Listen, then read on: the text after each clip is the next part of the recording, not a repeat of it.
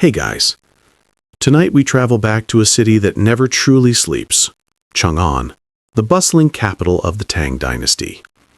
Imagine the sound first. Horses clattering down stone roads, the faint clink of bronze coins, paper lanterns rustling in the soft night air. You're walking beneath a sky swollen with the glow of oil lamps, threading your way through streets so wide that entire caravans could turn around without brushing a wall. The scent of sandalwood, fried dumplings, and wet parchment tangles in the air. You're here to study, to dream, and, let's be honest, to panic. Because tomorrow, you might be sitting the imperial examination, the Tang dynasty's greatest invention and its most reliable source of national insomnia. You probably won't survive this, by the way. Not the studying, not the waiting, and certainly not the paperwork. So before you get comfortable, take a moment to like the video and subscribe, but only if you genuinely enjoy what I do here. And hey, post your location and local time in the comments. I love seeing where you're all listening from. Now, dim the lights, maybe turn on a fan for that soft background hum, and let's ease into tonight's journey together. You arrive in Chang'an during the reign of Emperor Xuanzang, a ruler who believes order can be written into existence, preferably on good quality bamboo paper. The city stretches across miles of ordered avenues, each lined with mulberry trees and patrolled by watchmen who carry bells instead of lanterns. Every evening, the bells ring across the wards, a soft reminder that curfews exist, but so do exceptions, and you, clutching your exam scrolls, are one of them. In the Tang capital, ambition hums like static. You feel it in the air, thick with brush dust and nervous sweat. To the east, incense drifts from the temples. To the west, merchants shout over bolts of silk from distant Persia. Even the pigeons seem to coo in bureaucratic tones. Historians still argue whether Chang'an truly held 1 million residents or merely felt like it. But no one disputes the sense of magnitude, the feeling that all of China, and maybe the world, had converged here to trade, to gossip, to test their luck. You pass through a market where spices from India scent the air, and glass beads from Byzantium glint like trapped stars. Someone offers you candied lotus root, someone else offers advice, usually bad. Don't quote Mencius. The graders are tired of him, one man warns.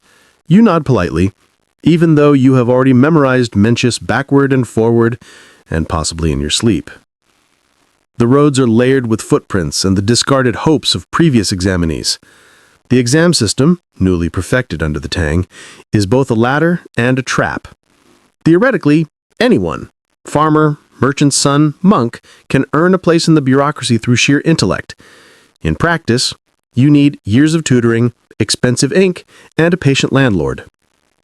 Still, the dream persists. Pass the exam, earn a silk robe, bring honor to your ancestors. You find your boarding house tucked behind a perfumed garden wall. The innkeeper barely looks up from his abacus. He's seen too many of your kind, hopeful, nervous, ink-stained.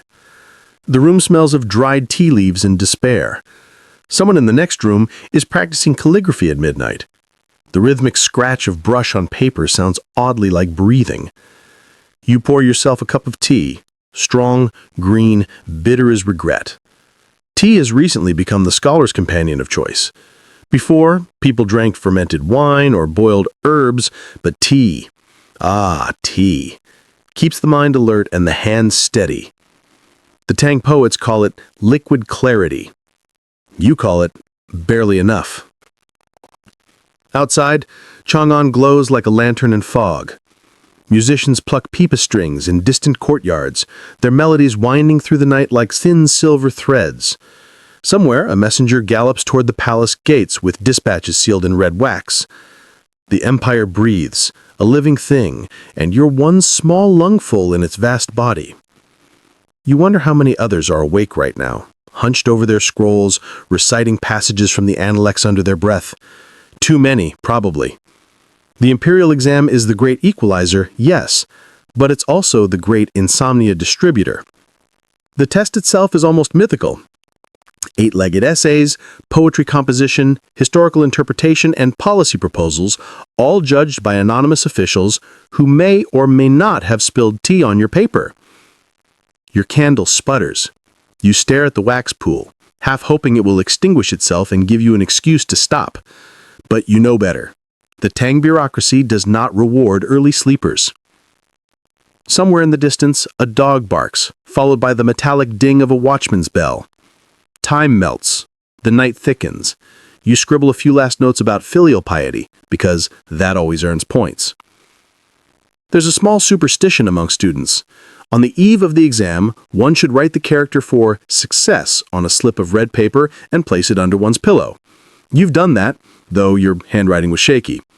You whisper a quiet wish to whichever deity handles bureaucratic miracles, maybe Confucius, or maybe the household spirit who tolerates your ink stains. You think of the emperor himself sitting somewhere behind layers of courtyards and golden screens. Does he know what you endure for his system? Does he care that thousands of men are currently losing sleep, health, and probably hair over his dream of perfect governance? Historians still debate whether the Tang emperors truly believed in meritocracy or simply found it a convenient fiction. You stretch, bones cracking. Tomorrow you'll enter a small cubicle, a literal one-person exam cell, and spend days writing essays judged by men you'll never meet. For now, you trace the faint outlines of the city walls through your window, hearing the quiet shuffle of monks heading for early prayers. Somewhere down the street, a tea house owner begins heating water, the hiss and sigh of steam rising like the first whisper of dawn. You make a mental note to stop by tomorrow. Whether to celebrate or to drown your sorrows, you can't yet say. The candle finally dies. The room plunges into darkness, except for the faint, persistent glow of the city beyond. You breathe in the scent of spent wax and damp parchment. The capital hums, awake as you drift somewhere between hope and exhaustion. For tonight at least, Chang'an keeps its secrets. Morning comes reluctantly, dragging a pale light across your cramped room. You wake with a stiff neck and a faint outline of the success charm imprinted on your cheek. Congratulations, you've literally slept on ambition. Outside, the first sound you hear is the rattle of wooden buckets as servants fetch water, followed by the shrill caw of crows perched on the inn's tiled roof. The city is already alive again, as though it too has an exam to pass. You step into the courtyard, rubbing the sleep from your eyes, and find fellow examinees already awake, some pacing, others muttering passages like small prayers. A boy no older than 15 recites the classic of filial piety with a trembling voice. An older scholar, his beard flecked with gray, watches him fondly and then sighs. You both know the odds. Breakfast is a bowl of thin rice porridge and a cup of lukewarm tea. You pretend it's a feast. The tea, at least, does its job. It shocks you awake, sending a jolt of earthy bitterness through your veins. Tea has become the lifeblood of the Tang intelligentsia. Before it was fashionable, the aristocrats preferred wine. Now even officials sip from delicate porcelain cups between decrees. Historians still argue whether tea truly spread because of monks who praised its ability to aid medication, or because desperate students needed a legal stimulant. Either way, you're thankful for it. Back in your room, the candle stub from last night has collapsed into a waxy ruin. You light a fresh one and spread your papers out. Cramming, it turns out, is an art form. You've memorized the Analects, the Book of Songs, and entire chapters of history, yet somehow there's always more. You copy key phrases again, brush gliding across paper, each stroke deliberate, rhythmic. The repetition feels hypnotic, almost meditative. Your neighbor on the other side of the thin wall has been reciting poetry for hours. You can hear him debating meter with himself, occasionally groaning in despair. At one point he shouts, "Why did I think rhyme was easy?" And you can't help but smile. There's comfort in shared suffering. You glance at your reflection in a bowl of water. Ink smudges speckle your face like freckles. Your robe, once white, now looks like it survived a minor ink explosion. But you shrug. No one will judge appearances tomorrow. Only your handwriting and the clarity of your moral virtue will matter. At least, that's what they say. The exam itself is the pinnacle of the Tang bureaucracy's obsession with order. Candidates will write essays on governance, philosophy, and classical literature. Success promises a post in government, maybe even a palace job if you're truly brilliant. Failure promises more studying. A lifetime of it, perhaps. Still, it's hard to imagine giving up after coming this far. Outside your window, the street hums with last-minute preparations. Stationers hawk paper and ink, vendors sell dried fruit for quick energy, and one man offers exam charms that definitely look homemade. You buy one, anyway. A tiny gourd tied with red string. Supposedly it traps bad luck. It rattles when you shake it, which feels promising. By midday, the inn's common room becomes a library of collective anxiety. Students huddle around low tables, muttering lines under their breath. The air is thick with the smell of tea and parchment. You share your table with a farmer's son, who's here on a local magistrate's recommendation. His accent lilts differently from the capital's polished tones, but his eyes burn with the same mix of hope and exhaustion. He tells you he studied by candlelight in his family's granary, memorizing Confucian virtues while rats scurried around his feet. If I pass, I'll buy my mother silk shoes. You nod. You don't tell him how many silk shoes could be bought for the cost of this journey alone. By evening, you feel the edges of your mind fray. Your fingers twitch from gripping the brush too long. You take a break, stepping out into the cool dusk. The sky glows violet over the rooftops, and the lanterns flicker on, one by one, like patient stars. You wander to a small tea house tucked between a calligrapher's shop and a shrine to Wen Chang, the god of literature. Inside, the air hums with quiet desperation and caffeine. Students whisper mnemonic tricks to each other, inventing poetic rhymes to remember obscure dynastic dates. The owner, a broad-shouldered woman with a laugh like cracked bells, pours tea without asking. Jasmine tonight, for clarity. You don't ask if it works. As the tea steams, you inhale its floral sweetness. Somewhere in your chest, a knot begins to loosen. You listen to the tea house chatter, rumors that the examiners favor essays mentioning the emperor's latest reforms, or that they secretly despise overly poetic answers. Historians still debate how fair the Tang exams truly were, but sitting here, you can't help feeling that luck counts as much as learning. Across the room, an old man with ink-stained fingers mutters to himself, "The emperor wants scholars who write like statesmen, not poets." Another replies, "Then why does he keep poets in his court?" The first man sighs, "Because even emperors like compliments." You sip your tea, hiding a smile. When you step back into the street, the moon is high, pale and distant like a coin tossed by fate. You walk slowly toward the inn, passing through the faint haze of smoke rising from food stalls. The city sounds softer now, vendors packing up, distant laughter, the creak of cartwheels. Back in your room, you roll up your study scrolls. There's nothing more to learn tonight, only to remember. You lie down, eyes open, tracing the rhythm of your breath, the faint echo of your neighbor still reciting verses next door. You imagine tomorrow's exam hall, rows of tiny cubicles, each barely large enough to sit in, each containing one man, one brush, one fragile dream.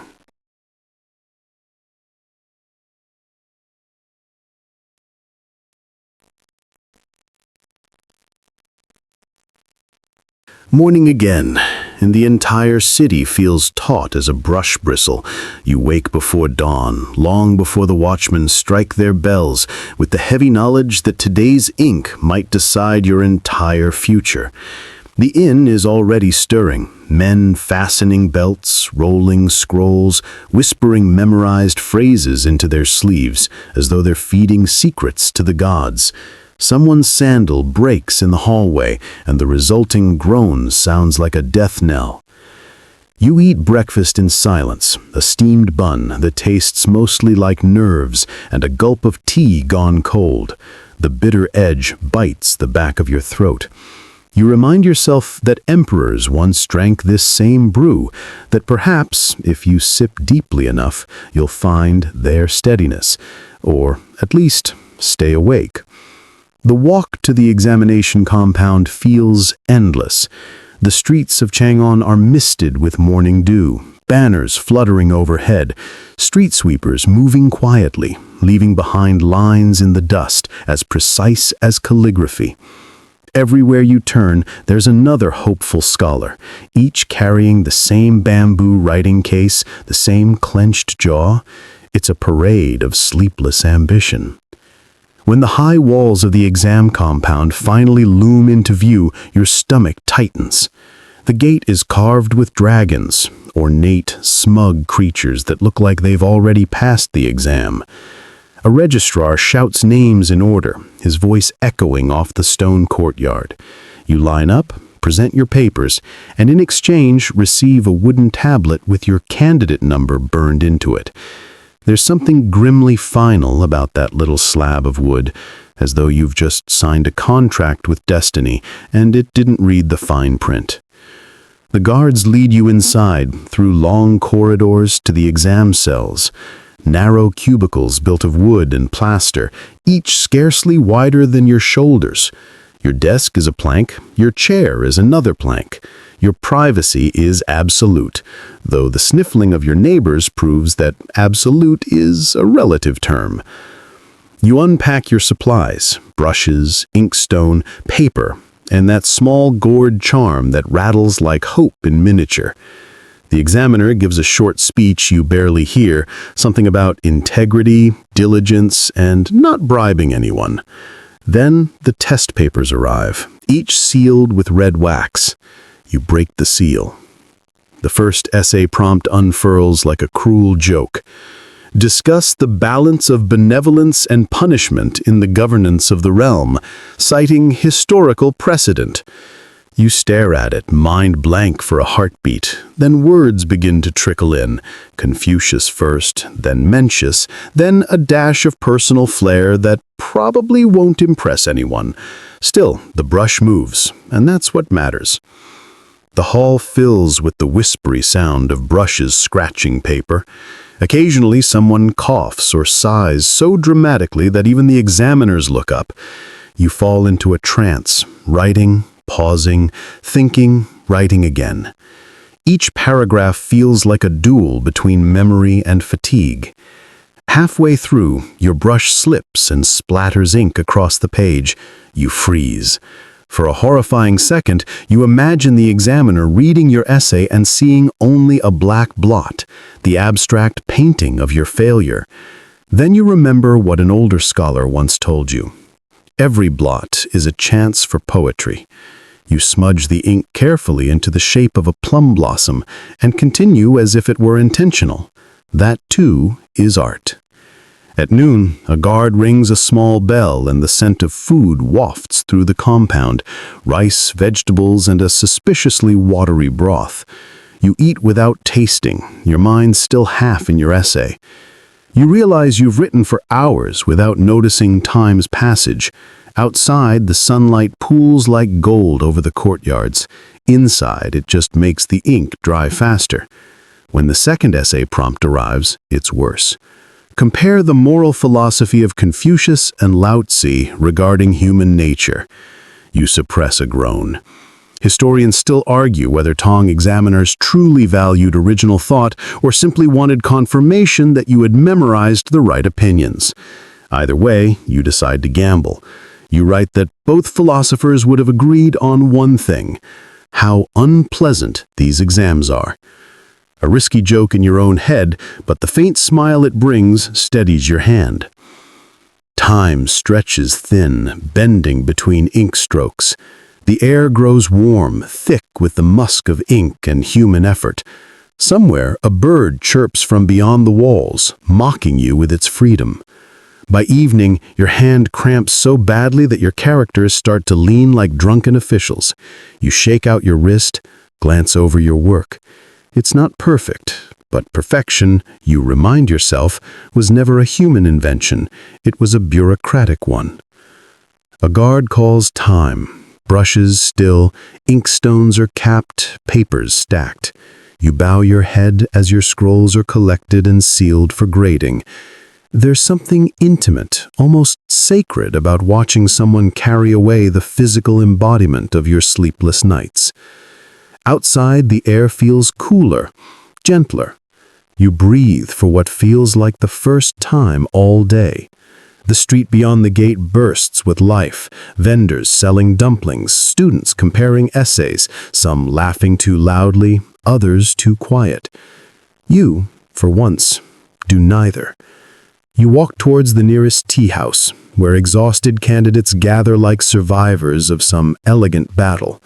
The tables are cluttered with cups, crumbs, and occasional sighs. A young man beside you mutters, "I wrote 5 pages on benevolence and forgot to define it." Another stares blankly into his cup, whispering the same line over and over. Did I quote the wrong dynasty? You sit down, letting the warmth of the tea seep into your fingers. The first sip burns, but pleasantly. It feels like the world melting back into softness.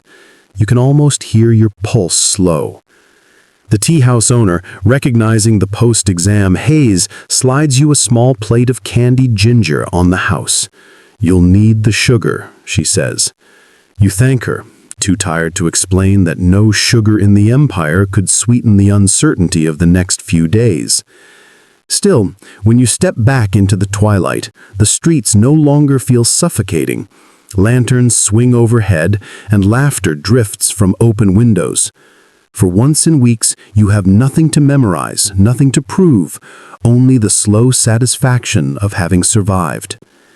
You glance back once at the exam compound, its gates closing with a heavy thud. Inside, your essays sit stacked among thousands, waiting for unseen eyes. You whisper a small prayer, not for glory, just for a fair reading. As night deepens, you make your way home, feet dragging, mind floating. The moonlight glints on the rooftops like ink drying on parchment. And for a moment, you imagine the emperor himself reading your words, nodding faintly, sipping his tea. It's unlikely, of course, but so is everything worth dreaming. By now, tea has become your steady companion, a gentle hum against the chaos of exam season. You pour a fresh cup, the liquid warm and fragrant, curling into your senses like a soft promise. The day stretches before you, hazy and slow, yet full of small pleasures, the scrape of a brush, the distant laughter of street performers, the faint rustle of silk garments as officials walk past. You realize, with a faint smile, that Tang-era Chang'an has a rhythm all its own, and that tea is both the conductor and the quiet applause. You wander toward a tea house tucked between a small paper merchant and a shrine adorned with carved dragons. Its wooden beams are polished by years of hands resting on them, and the scent of dried leaves hangs in the air, sweet and earthy. The owner greets you with a nod, and without asking, pours a steaming cup. "For the scholar," she says. And you nod, recognizing the ritual for what it is, a pause in time. As you sip, your eyes wander to the walls lined with scrolls and faded paintings. One depicts a scholar reclining in a garden, brush in hand, while another shows the emperor observing exams from behind screens, a quiet smile on his face. The juxtaposition is almost absurd. High stakes and serene leisure, ambition and contemplation mingled in ink and paper. Historians still argue whether Tang tea culture grew more from meditative ritual or sheer necessity to stay awake during exams, but you suspect both played a role. At a corner table, two former candidates debate the proper method of brewing tea. One insists that the water must boil thrice. The other argues that gentle simmering preserves clarity. You listen quietly, amused. In the city outside, merchants hawk pastries, monks shuffle through the streets, and the soft laughter of children drifts from a nearby courtyard. Life continues in its subtle chaos, indifferent to your anxieties, yet strangely comforting in its persistence. You think back to your own exam, the hours of brush scratching against paper, the ink smudges that turned into accidental art. Tea had been your lifeline then too, a constant through nerves and exhaustion. Now, with exams behind you, it offers reflection, a moment to sit, breathe, and absorb the city's pulse. A young student joins your table, his robes smudged with ink. He folds his hands and confesses, "I think I failed." You smile gently. "Perhaps, but tea will help, either way." He laughs, a sound of release, and you realize that failure, when shared over warm cups, loses some of its bite. The sunlight fades, casting long shadows across the wooden floor. You linger, tracing the steam rising from your cup, and think about the countless scholars before you who have paused similarly. Some went on to high office, others to obscurity, but all carried the same combination of hope, discipline, and quiet desperation. Night settles over Chang'an. Lanterns flicker along the streets, painting them in soft gold. Somewhere in the distance, the emperor's carriage rolls past, unnoticed by most. You drink the last of your tea, feeling the warmth settle deep into your bones. The city exhales, the tea house quiets, and you rise, placing a coin on the counter. Outside, the air smells faintly of wet earth and roasted chestnuts. You walk home slowly, savoring the calm, aware that the soft ritual of tea, like a gentle tide, carries you from one moment to the next. You reach your room, light a candle, and pour another cup, not out of necessity, but out of habit. The steam rises in lazy spirals, reminding you of the many small comforts that persist even amidst ambition and anxiety. You sip, close your eyes briefly, and let the rhythm of Chang'an, the tang of tea, and the memory of inked pages lull you into quiet reflection. You wake to another soft dawn, the city still yawning beneath a pale light. Ink-stained papers from last week's exam lie neatly stacked on your desk, like little monuments to effort, or perhaps small warnings about overconfidence. The air in your room smells faintly of tea leaves, candle smoke, and the residual musk of yesterday's walk through Chang'an. You stretch, feeling the ache in your fingers and wrists from endless brushwork.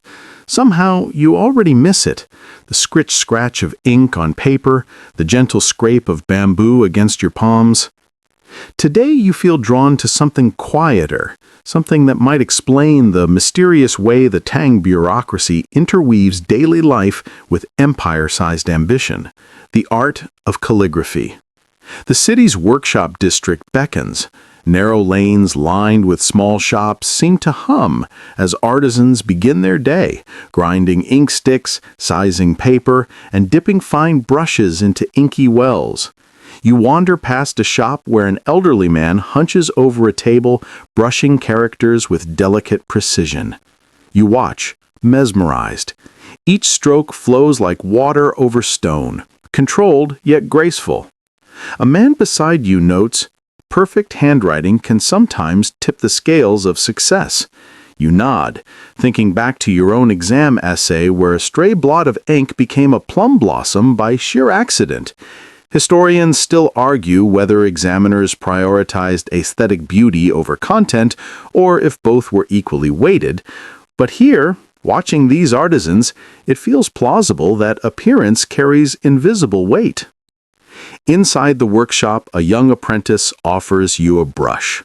You take it hesitantly, feel the bamboo smooth beneath your fingers, and dip it into the ink. The moment it touches the paper, a strange calm spreads through your body. There's a rhythm to it. Press, pull, lift. The character forms, wobbles slightly, then steadies. You realize that mastery, like patience, is a kind of meditation. Outside, the streets hum with life. A vendor calls out the day's bread. A child chases a stray dog across the cobblestones. A scholar debates the moral implications of filial piety with a friend. You breathe it in, feeling the subtle pulse of Chang'an beneath your feet, understanding how the city's rhythm nourishes its inhabitants, especially those who seek knowledge through repetition and ritual.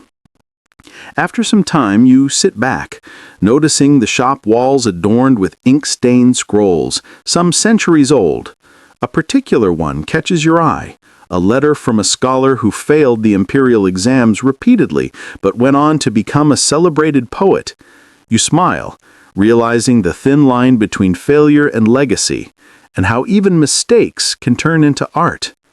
The sun climbs higher, warming your back as you leave the workshop. In a nearby tea house, the air smells of jasmine and freshly boiled water. Patrons sip tea in quiet contemplation. You pour yourself a cup, watching the steam curl lazily toward the ceiling. You remember last night's exam nerves, last week's ink blots, and now the comforting predictability of routine. Life has a way of balancing anxiety with small joys.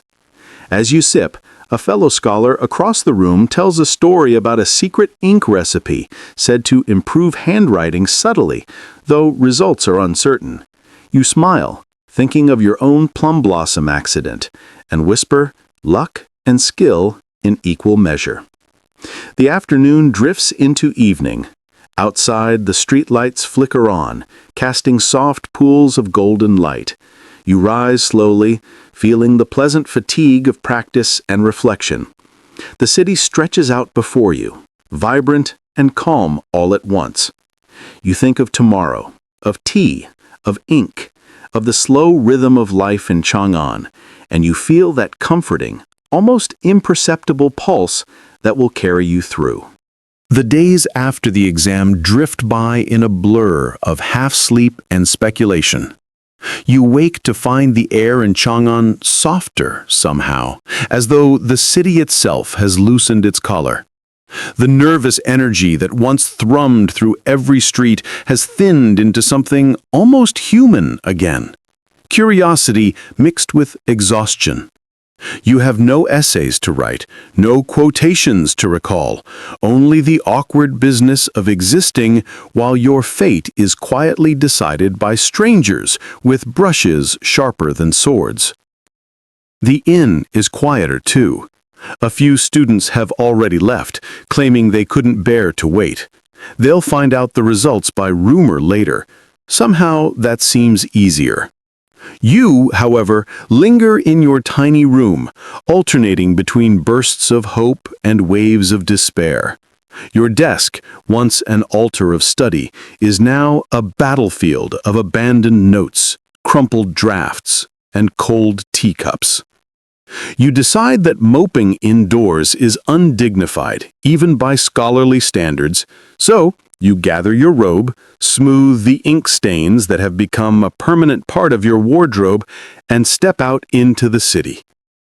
The streets of Chang'an stretch endlessly, precise as brushstrokes on a scroll.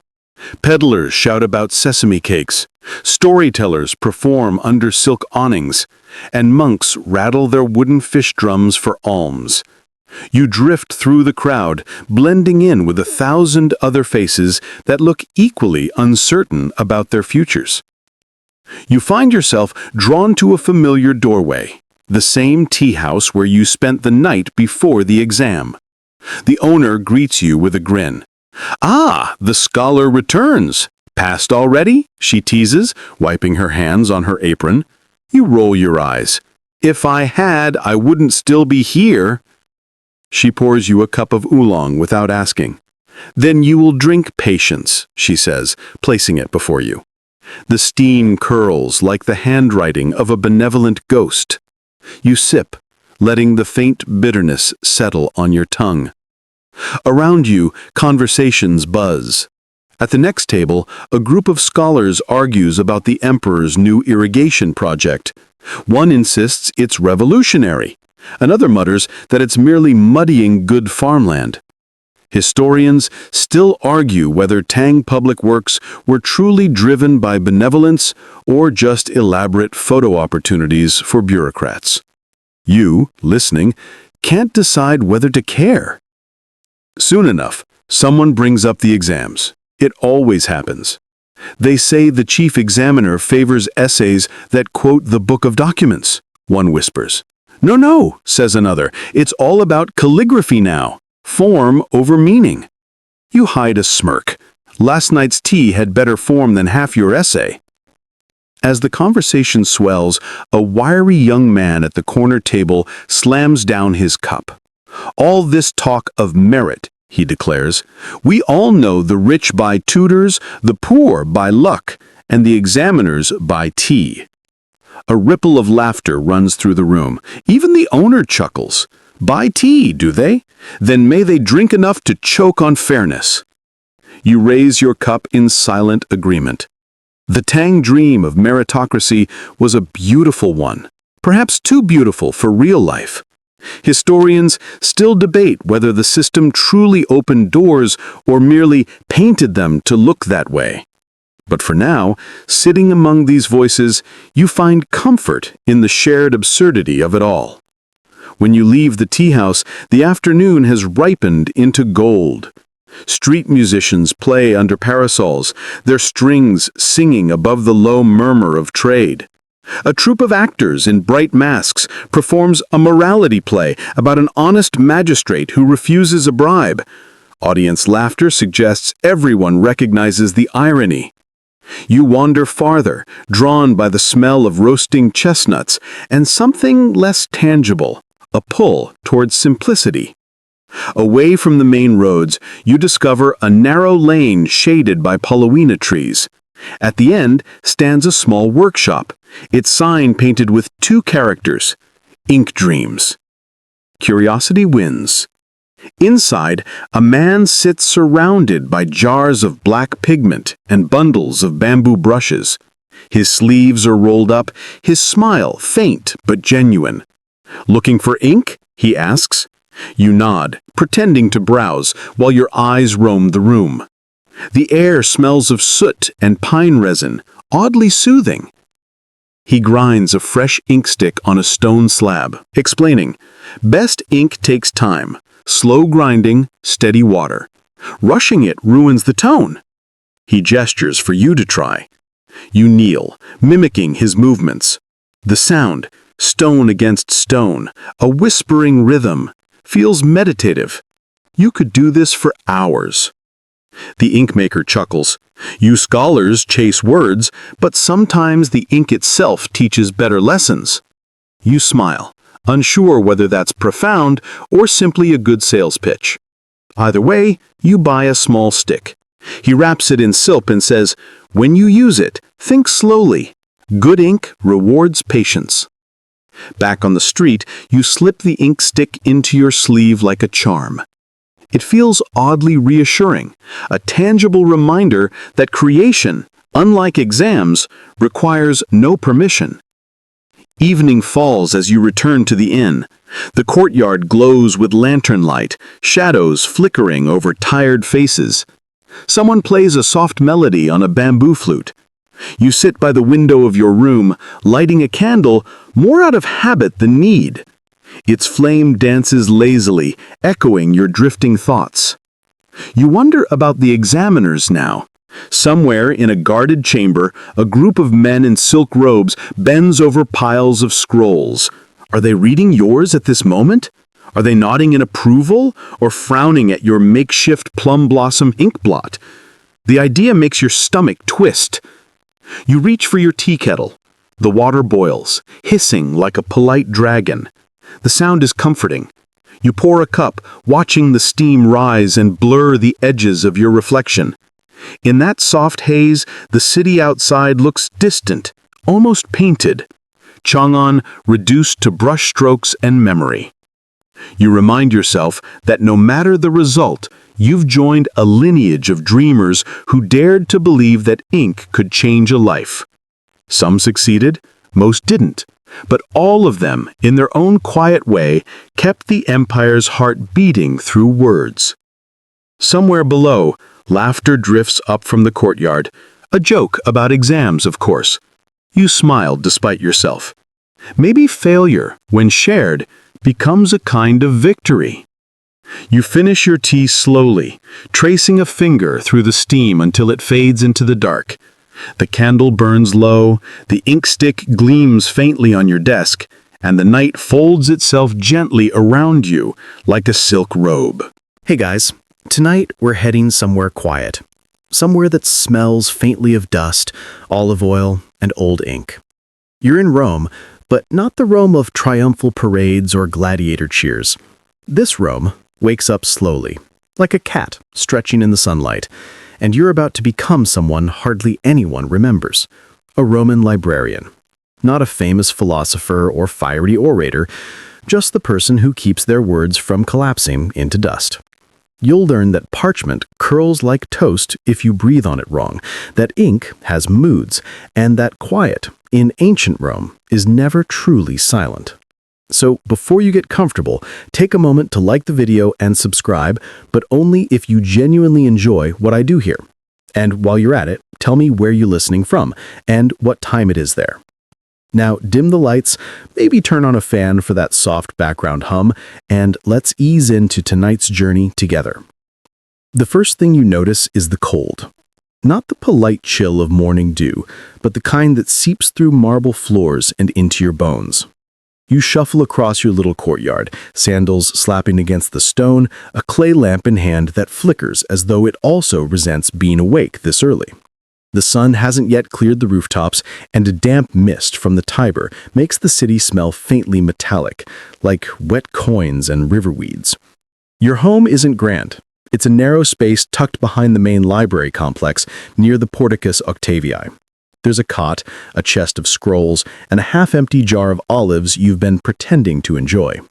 But as the first sliver of dawn seeps into the alley, you tie your belt and prepare for another day of keeping knowledge in one piece. Historians still argue whether Roman libraries were open to everyone or mostly to scholars with the right sandals and social status. Either way, you have keys. Bronze ones, heavy enough to make you feel important, though your pay could barely buy a new toga once a year.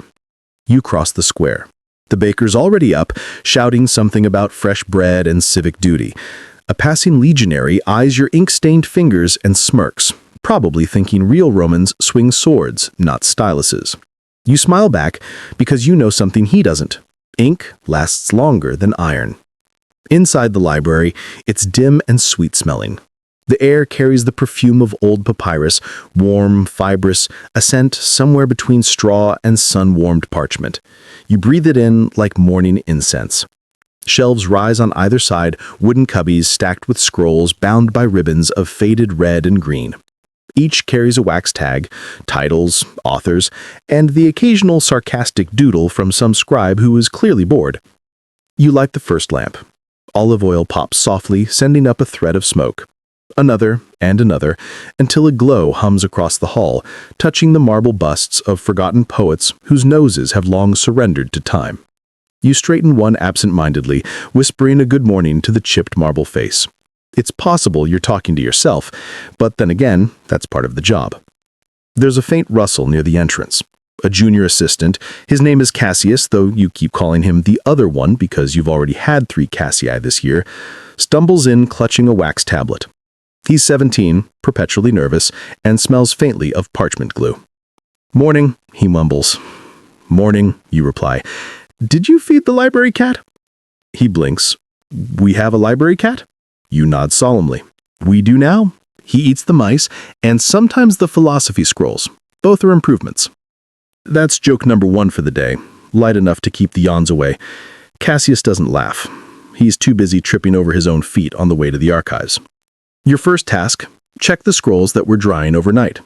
Yesterday, you helped copy a rare fragment of Ennius, one of those poets everyone quotes but nobody reads. You find the scroll rolled neatly in its rack, the ink dried to a deep brown sheen. The letters curve elegantly, like the arch of a Roman aqueduct. You run your fingertip along the edge, careful not to smear.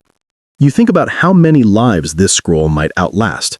Maybe 100, maybe none, if the next prefect decides poetry is unprofitable. A sound interrupts you. Pigeons, flapping noisily in the rafters. You sigh. The same pair nests above the philosophy section where they've deposited philosophical statements of their own, white and unwelcome. You make a mental note to move Seneca's works to a safer shelf. By the time the sun breaks over the rooftops, the library glows gold. Warm light settles across the mosaics, catching in the dust that floats like drifting thoughts. You take a moment to breathe it in. People think libraries are quiet, but they're not. They hum. The crackle of oil lamps, the faint rasp of scrolls being unrolled, the scratch of styluses, the soft mutter of someone trying to remember if Livy takes one eye or two. As the city outside begins to stir, you stretch your back and glance at the door. Soon scholars will arrive, each with a petition or a complaint, and you'll need to pretend your job is glamorous. For now, it's just you and the smell of old ink. Somewhere in the stacks you hear a faint creak, wood shifting as if the shelves themselves are sighing awake. You remember what the senior keeper told you. A library breathes. It exhales dust and dreams. Treat it kindly, and it won't collapse on your head. Good advice. You whisper a greeting to the shelves just in case. Outside, the clamor builds. Merchants calling, chariots rumbling, a cockerel that refuses to quit. Inside, it's steady. Calm. You trace the edge of a papyrus roll labeled Epicurus on pleasant things and think, this might actually be one of them. Your stomach growls. You remember you skipped breakfast. You toy with the idea of stealing one of Cassius's figs later, purely as a test of his observation skills, of course.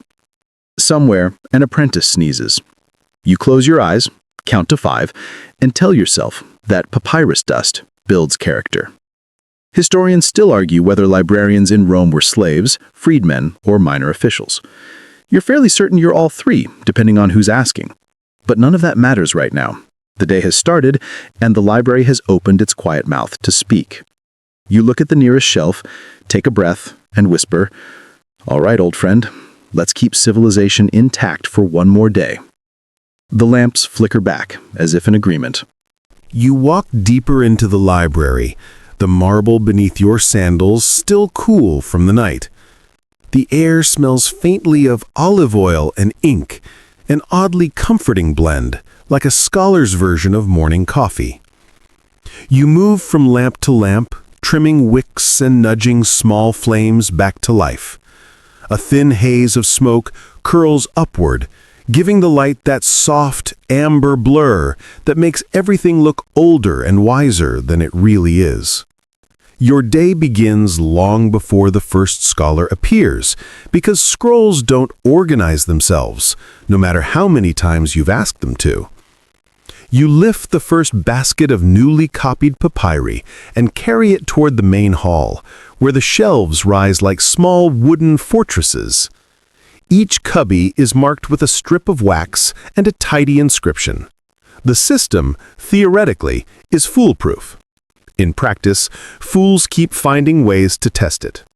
You brush dust from a label and murmur the title to yourself, The Histories of Celeste. The wax tag has begun to crack, so you melt it slightly with a lamp and press the letters smooth again. It's one of those small tasks no one notices when done right, and everyone curses when done wrong. You suspect most of your life will pass that way, an invisible service to civilization.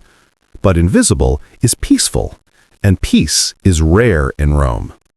Cassius appears again, holding a cup of watered wine like it's his greatest achievement. "Master, do you want some?" he asks. "Too early, though I appreciate the thought. Or at least the attempt." He grins awkwardly, unsure if that was praise or an insult. You let him decide. He follows you as you walk between the tall shelves, occasionally bumping into things. You point to a cluster of scrolls tied with a green cord. Philosophy, you say. Epicurus, Seneca, and that one everyone argues about. Cicero? He guesses. No, the other one everyone argues about. He nods gravely, as though you've imparted deep wisdom. Historians still argue whether Roman libraries were truly quiet places of study or more like bustling offices with scribes, clerks, and gossip echoing between columns. Judging by your experience, it's definitely the latter. The so-called halls of wisdom sound more like a crowded bakery, except instead of bread, everyone's trading opinions and none of them are fresh. You make your way to the entrance, where sunlight now slants through tall windows, illuminating the faint motes of dust that dance in the air. One of the doors creaks open, and the first visitor of the day steps inside. A senator's secretary, wearing a tunic too fine for such an errand. He bows briefly, already annoyed.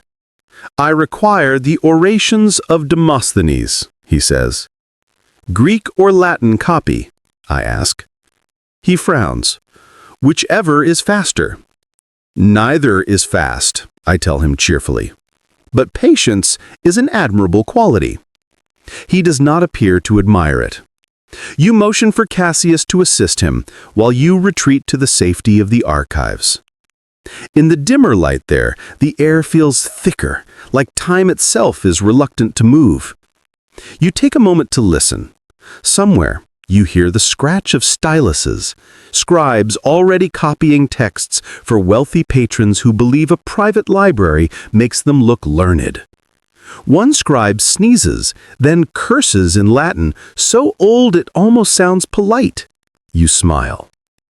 You run your hand along a row of scrolls labeled Poetae Minores, the lesser poets. You always liked that phrase. It's comforting to know history remembers the greats, but still makes a shelf for the mediocre. Maybe one day someone will make a shelf for lesser librarians.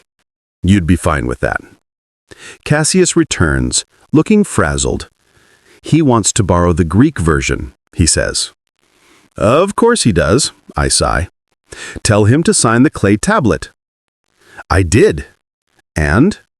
He asked if he could keep the stylus. I pinch my bridge of the nose.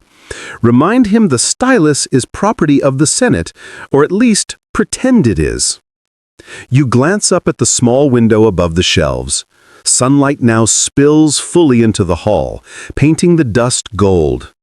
You think of the hundreds of hands that have touched these scrolls, the scholars, the slaves, the couriers who carried them through mud and war.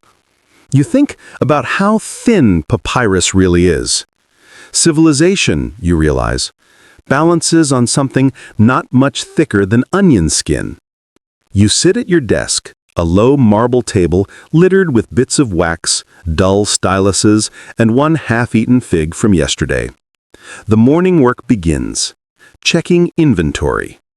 You unroll a scroll, eyes scanning your own careful handwriting. Each title must match its tag. Every missing volume must be accounted for. It's the least glamorous treasure hunt imaginable, but you find a strange calm in it. The repetition, the smell of ink, the quiet scrape of your stylus. It's all a kind of meditation. Halfway through, Cassius interrupts again. Master, he whispers. The oil merchant is here. He says the lamps are due for payment. I groan softly. Tell him we'll pay when the Senate remembers we exist. That should buy us another month.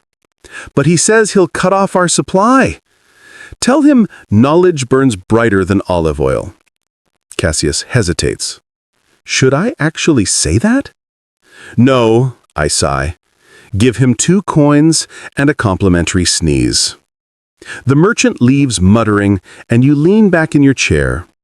For a moment, you close your eyes and listen to the ambient symphony. The creak of wood, The faint rumble of Rome beyond the walls, the occasional drip from a cracked roof tile. It's not silence, but something better. Predictable noise. A pigeon coos above you again. You glance up. If you ruin one more scroll, you warn softly, I'll register you as a philosopher. The pigeon blinks, unimpressed. By mid-morning, the library is fully awake. Scholars drift in, robes trailing, sandals squeaking, and their egos arriving several steps ahead. They murmur greetings, make polite nods, and immediately begin arguing about the order of the catalog. You give them your best librarian smile, the one that says, I deeply care about your argument, while thinking, I'd rather eat wax. Between these interruptions, you notice a curious thing. The way the sunlight moves across the floor. Every hour, it shifts a little, inching toward the next shelf, then another, until the entire hall seems to travel through time. You wonder if anyone else notices, or if that's a perk reserved for those who live among words. Historians still argue whether Roman libraries encouraged this kind of casual wandering, letting citizens browse freely, or if every scroll was guarded by stern officials. If the latter, you're definitely failing at your job, because Cassius is currently juggling 2 scrolls and humming tunelessly. But the library feels alive, and that's what matters. By the time the 11th hour bell echoes faintly from the forum, you've already handled 4 complaints, mended a cracked scroll case, and diffused an argument about whether Aristotle ever sneezed in public. Which he probably did, but you didn't have the heart to confirm it. You stretch your arms, look around the glowing room, and think, for a place filled with dead men's words, it's astonishingly how alive it feels. By the time the morning settles into a lazy rhythm, you're ready to tackle the catalog. This is where you truly earn your keep, matching scrolls to their proper cubbies, correcting misplaced titles, and occasionally arguing with yourself about whether a fragment belongs under epic poetry or historical oddities. The hall smells faintly of charred olive oil now, mixed with parchment and the tiniest hint of Cassius's nervous sweat. You decide to ignore the latter. It's better for your own peace of mind. You lift the first basket, rolling back the cords to reveal a series of neatly copied text from Plautus. The letters, dark and precise, seem to dance slightly in the lamplight. You touch the surface with a careful fingertip, feeling the faint ridges left by the scribe's stylus. Every stroke is deliberate, yet somehow the hand of time already begins to blur edges. Historians still argue whether copyists were encouraged to add their own flourishes or expected to mimic the original exactly. Judging by the slight curl in some letters, your library's scribes favored a touch of personality. Cassius hovers nervously, holding a small tablet as if it were a shield. Master, where should I place these? You glance at the nearest shelf. Greek rhetoric, you mutter, and remind yourself not to sneeze this time. He bows awkwardly, bumping the table, causing one of the scrolls to sway ominously.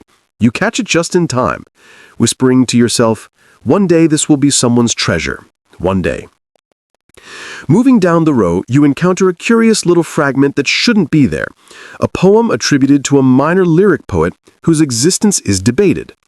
Some scholars argue it was a forgery. Others insist it's authentic. You pick it up, turn it in your hands, and wonder how many centuries it has survived in silence. You run a finger over the faint brown letters, imagining the poet hunched over a wax tablet somewhere in the Roman countryside, grumbling about wine stains and bees. Lunch is still hours away, but your stomach growls at the familiar dull pain of delayed meals. You consider sneaking a fig from your hidden stash, then remind yourself that Cassius is always watching. Still, there's a thrill in imagining a forbidden snack as you gently slide scrolls into their proper cubbies. The cataloging continues. You move from Epicurean treatises to obscure histories of North African provinces. One scroll recounts the careful measurement of grain sent from Carthage, another details the daily routines of soldiers stationed in distant forts. You can almost feel the dusty sun on their backs, smell the leather of their sandals, and the sweat mingling with the scent of olives. History is tangible in this way. You touch it, inhale it, and, if you're very lucky, understand it. A visitor arrives, a middle-aged man carrying a small chest of scrolls. He's a scholar from the outskirts of Rome, seeking obscure knowledge on astronomy. He thanks you politely, which feels almost like a compliment, and asks if he may consult a text by Hipparchus. You nod, gesturing toward the aisle, and suddenly the library fills with the quiet scratching of pens and murmured Latin. Cassius whispers, "Do you think he'll notice the page numbering is off?" "Let him," you murmur. "A misplaced page teaches patience and humility, two virtues most of Rome struggles with." The morning drifts on in this gentle rhythm. Baskets of scrolls arrive, some dusty, some clean, some smelling faintly of someone else's lunch. You balance each carefully, stack and unroll, glancing occasionally at the sunlight filtering through the high windows. It touches everything differently with each passing hour, creating subtle shadows across the marble floors. You wonder how many people have seen this same sunlight, and how many noticed it in silence. You pause briefly to examine a peculiar artifact, a small ceramic figurine left behind by a previous librarian. No one knows why it's there. Some suggest it's a protective talisman, others that it was an art project gone wrong. You run your thumb over its smooth surface and wonder if anyone in Rome remembers the person who left it. Probably not, but that doesn't matter. Objects can keep secrets longer than people. Historians still argue whether librarians were mere clerks or subtle curators shaping Roman thought. You like to think of yourself as the latter. Every scroll you place correctly is a tiny nudge toward order, a gentle intervention in the chaos of human knowledge. As the morning wanes, your attention drifts to a minor poet, one whose works are mostly illegible, but contain curious illustrations, tiny sketches of animals, some resembling real beasts, others more fantastical. A cat with wings, a dog with an elongated neck, a bird balancing a scroll in its talons. You smile. Someone centuries ago had the same sense of humor that keeps you going now. A soft clatter echoes through the hall, breaking your reverie. Cassius has dropped a basket of scrolls. You suppress a sigh and gently guide him through picking each one up, whispering, "Careful now," like a lullaby. These moments, small and quiet, are the heartbeat of the library. By the time the sun has climbed high enough to touch the tops of the shelves, the cataloging is nearly complete. You step back, stretch your arms, and admire the rows of carefully organized scrolls. There's a simple, almost meditative satisfaction in this order, the way knowledge is stacked nightly, waiting for the next curious mind.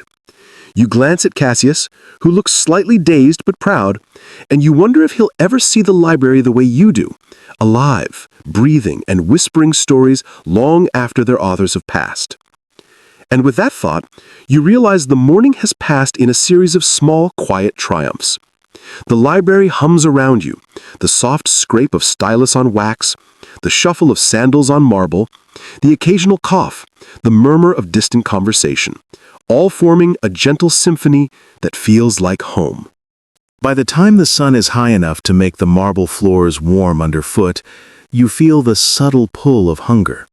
It's not the dramatic, roaring kind, but a steady, patient gnaw that has accompanied you since before dawn. You glance toward Cassius, who is fidgeting with a ribbon as though it might suddenly become a snack. Lunch in the library isn't a grand affair. It's simple. Bread, figs, maybe a smear of cheese if you're lucky. You gather your modest provisions and step into the courtyard, where sunlight pools across cracked tiles and broken statues of philosophers who once mattered. You settle beneath one such marble philosopher, whose gaze is fixed in perpetuity at some unknowable point on the horizon. The figure's stoic expression seems to judge your meager lunch. "Don't worry," whisper you. "I wouldn't dare drop a fig on your toga either." You unwrap your bread, tearing it slowly, savoring the dry texture that reminds you faintly of your morning walks to the library. The sun warms your shoulders and smells of dust and stone, a comforting mixture of present and past. Around you, pigeons strut and coo, occasionally hopping onto ledges and eyeing your crumbs. You toss one a tiny piece of fig, and it pecks politely before retreating to its perch. The courtyard is quiet, almost private, though you can hear the faint rumble of the city beyond. Carts clattering over cobblestones, distant shouts from the marketplace, a dog barking somewhere in a narrow alley. The contrast is soothing. Inside, a private world of parchment and marble. Outside, Rome hums with energy. Historians still argue whether Roman courtyards were primarily for socializing or practical purposes, but in this moment, yours feels like both. A place to rest, to eat, to observe life without fully joining it. Cassius sits across from you, nibbling a bread while glancing nervously at a nearby marble fountain, perhaps worried about the pigeons, perhaps worried about missing his duties. You offer him a piece of fig. He hesitates, then smiles, realizing that sometimes the smallest pleasures are allowed in quiet moments. You lean back against the sun-warmed stone and examine the cracked statues surrounding you. One depicts a toga-clad senator in mid-gesture, fingers frozen in the act of eloquence. Another shows a philosopher leaning on a scroll, eyes fixed, as if he's pondering the fate of civilizations. You imagine these figures moving in subtle ways when no one is watching, whispering forgotten advice to anyone patient enough to listen. Perhaps that's why they remain so compelling. They are always present, yet impossible to fully know. A gentle breeze carries the faint scent of the olive trees lining the courtyard. You close your eyes briefly, letting the warmth, the dust, and the subtle hum of life wash over you. A small lizard darts across the stone, disappearing into a crevice, and you smile. The courtyard is alive with small movements. Pigeons, insects, sunbeams shifting slowly across tiles, even the lizard's sudden dash. All of it seems to exist in a slower, more deliberate rhythm than the city outside. Lunch conversation is minimal. Cassius mutters a few observations about the scribes, and you reply with gentle, sarcastic remarks that he pretends to understand. You both know that most of the conversation is a placeholder for thought, a way to pass the minutes while you savor quiet reflection. You nibble bread and figs slowly, appreciating texture and flavor in a way you rarely can during the morning rush. You notice that some of the courtyard tiles are uneven, worn smooth by centuries of sandals and bare feet. Running a hand over one, you marvel at how many people have passed this way and how little they noticed. Perhaps that's your favorite thing about working in a library. Time leaves its marks, yet most of the world continues unaware. Each detail matters to you, even if no one else notices. The curve of a marble bust's nose, the fading ink on a scroll, the subtle tilt of a statue's hand. Historians still argue whether Roman meals were primarily practical or deeply ritualistic. For you, this quiet moment is a ritual in its own right. The sun, the dust, the bread, the figs, and the faint, approving hum of marble philosophers. It's a pause in the day, a gentle interlude that allows you to prepare for the inevitable return to scrolls and ink. As your eyes wander across the courtyard, you spot a pigeon attempting to balance on the fountain's edge, tail feathers twitching with effort. You chuckle softly. "Careful, or you'll fall in," you murmur, though it seems to take your warning as a polite suggestion rather than a command. Life here is subtle and slow, and small lessons are best learned gently. Finishing your bread, you rise and brush crumbs from your toga. Cassius follows suit, adjusting his hair and straightening his tunic. Together, you step back toward the library doors, ready to resume the rhythm of cataloging, scribes, and soft murmurs. The courtyard hums faintly in your ears, a private symphony of sun, stone, and pigeons, and you carry that calm into the hall. By the time you pass the threshold, the library feels both expansive and intimate, a place that breathes quietly around you, waiting to reveal its secrets one scroll at a time. The gentle sunlight has shifted, painting long rectangles of warmth across the marble floors. It's time to return to work, and somehow, the courtyard has prepared you perfectly for the measured pace that lies ahead. By late morning, the library is humming with activity. You move slowly between the aisles, inhaling the subtle mix of scents: papyrus, dust, faint olive oil, and a whiff of whatever lunch someone has sneaked in. Scholars drift past you, robes trailing, sandals squeaking against the marble. Some nod politely, others are too absorbed in their private arguments over Aristotle to notice your existence. You've learned long ago that a librarian's greatest skill is invisibility, paired with the occasional well-timed cough to assert authority. A young rhetorician approaches you, carrying a scroll so long it curls like a snake trying to escape his hands. He clears his throat. "I need to compare Cicero's speeches, master. Could you fetch the second volume from the Greek section?" You nod, gesturing toward the high shelves. As you move to retrieve it, you notice the scroll in his hands is already smudged with faint ink stains, most likely from an overzealous scribe. You suppress a small smile. The scholar will eventually curse the smudge, but by then you'll have moved on to other minor crises. The library seems to breathe around you. Dust motes drift lazily in the sunlight streaming through the windows. Every creak of wood, every whisper of paper feels like a heartbeat.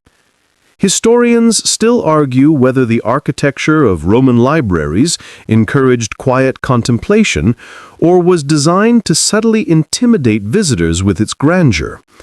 For you, the answer is simple. The space is too crowded for intimidation, but perfect for quiet observation. You notice details no one else does. The way a column has a tiny crack shaped like a crescent moon, or the faint trace of soot where a lamp once flared too high. Cassius scurries past, carrying a basket of newly copied scrolls, nearly tripping over the marble threshold. "Careful," you whisper, catching him by the elbow. He blushes and hurries on, muttering about the sun in his eyes. You shake your head and return to the task at hand, organizing requests, checking borrowed scrolls, and making sure no one confuses Plautus with Pliny. Somewhere near the center of the hall, a visiting scholar argues with an assistant over a marginal note. "The asterisk is clearly intended to reference the lost third book," one insists. "No," the other replies. "It's probably a later edition, maybe even a prank." You smile faintly. Pranks in a library are as old as libraries themselves. Centuries from now, someone will stumble upon these marginalia and debate their meaning just as passionately. You pause at a shelf of minor poets, the section you secretly adore. Their lines are awkward, sometimes nonsensical, but charming in their stubborn persistence. One fragment depicts a rooster giving advice to a farmer, while another imagines a river arguing with a hill. You run a finger over the ink, marveling at the playfulness that survives across centuries. You wonder if the original authors would be pleased or embarrassed to see their work preserved in this quiet, patient hall. A sudden noise draws your attention. A scroll has slipped from its cubby and unrolled partially across the floor. You kneel to retrieve it, feeling the smooth, fragile surface and marveling that it had survived so long. Historians still argue whether such accidents were common in Roman libraries or whether librarians took extraordinary measures to prevent them. In your experience, accidents are inevitable, but that doesn't make them any less dramatic when they happen. Lunch is still hours away, but you find a brief pleasure in watching Cassius struggle with the inventory. He's sweating slightly, muttering about Latin declensions and scribal errors. You remember your own early days and smile. Mistakes are part of the rhythm, the gentle ebb and flow of library life. Even the tiniest misplacement can lead to hours of searching, but there is comfort in knowing that every scroll eventually returns to its rightful place. You move to the copyist's corner, where scribes work diligently, styluses scratching against wax tablets, inkpots precariously balanced at the edges of desks. One scribe sneezes, sending a tiny splash of ink across his scroll. He curses softly under his breath. You suppress a laugh, imagining how different the ancient world would be if even a small ink blot could erase history. Nearby, a student leans over a newly delivered manuscript, whispering to himself. You catch snippets of his muttering. Does Cicero really say this? You wonder whether he will ever remember the answer, or if he will simply recall the soft scrape of parchment and the warm, dusty air. That, after all, is what you hope to preserve. The feeling, not just the fact. Suddenly, a minor panic arises. A senator's assistant has misplaced a borrowed scroll. There is frantic searching, whispered accusations, and a mild amount of chaos. You step in with calm authority, locating the missing text tucked behind a stack of otherwise unremarkable histories. Relief washes over everyone, except for Cassius, who looks as though he might faint from the adrenaline. You return to your desk, feeling the steady rhythm of the library settle around you once more. Scrolls are replaced, requests filed, and the morning visitors slowly drift away, leaving only the soft hum of activity.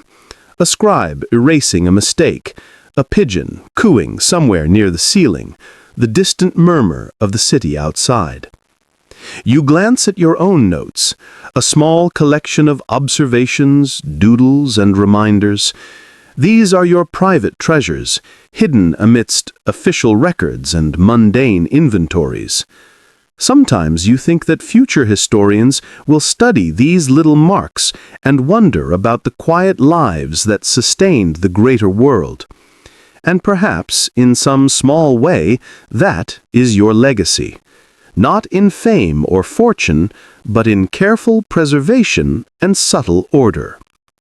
As the sun reaches its zenith, you take a brief moment to lean back, close your eyes, and listen to the gentle symphony of the library. It is alive, breathing with a rhythm of its own, and you feel a rare sense of contentment. Here, in the midst of scrolls and soft light, you are exactly where you belong. You walk deeper into the library, the marble beneath your sandals still cool from the night. The air smells faintly of olive oil and ink, an oddly comforting blend, like a scholar's version of morning coffee. You move from lamp to lamp, trimming wicks and nudging small flames back to life. A thin haze of smoke curls upward, giving the light that soft, amber blur that makes everything look older and wiser than it really is. Your day begins long before the first scholar appears, because scrolls don't organize themselves, no matter how many times you've asked them to. You lift the first basket of newly copied papyri and carry it toward the main hall, where the shelves rise like small wooden fortresses. Each cubby is marked with a strip of wax and a tidy inscription. The system, theoretically, is foolproof. In practice, fools keep finding ways to test it.